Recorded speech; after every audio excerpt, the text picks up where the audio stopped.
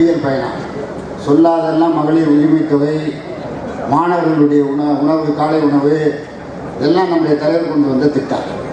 அது கட்சி மாற்றி வந்து 21 கோடி ரூபாய் நம்முடைய அம்மா உணவு கூட கொடுத்துருக்காரு. அது கட்சி மாற்றியும் கிடையாது. படிப்பில் கல்வியும் மருத்துவமும் 2 கண்கள்னு சொன்னார் நம்முடைய முதல்வர். அந்த அடிப்படையில் கல்வியைத்தான் அவர் மிக நேசிக்கிறார். அந்த அளவில் மாணவர்கள் நீங்கள் எல்லாம் பயன்பெற வேண்டும் என்ற நோக்கத்தின் அடிப்படையிலே தான் இந்த திட்டத்தை கொண்டு வந்திருக்கிறார். இதனால் கொண்டு வந்த திட்டத்தினால என்ன பயன்னா, திறன் மேம்பாட்டு திட்டம் ஒரு டிபார்ட்மெண்ட் இருக்குது. அது நம்முடைய நம்முடைய அமைச்சர் உதயநிதி அவர்கள் இனிமேல் 19ஆம் தேதி வருவார். அதுக்கு மேலே அப்படி முன்னாடி சொல்லக்கூடாது. அதனால் இப்போ அவர் பார்க்குறார். அவருடைய இதில் 28 லட்சம் பேர் மாணவர்கள் வேலைவாய்ப்பு.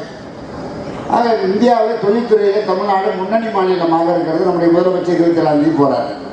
போய் அங்கே இருக்க தொழில் முதலீட்டாளர்களை சந்தித்து நிறைய தொழிற்சாலைகள் வரப்போகுது, வேலைக்கு வர. அதே மாதிரி நம்முடைய ராமநாதபுரம் மாவட்டம், ஒரு காலத்தில் ராமநாதபுரம் மாவட்டம்னா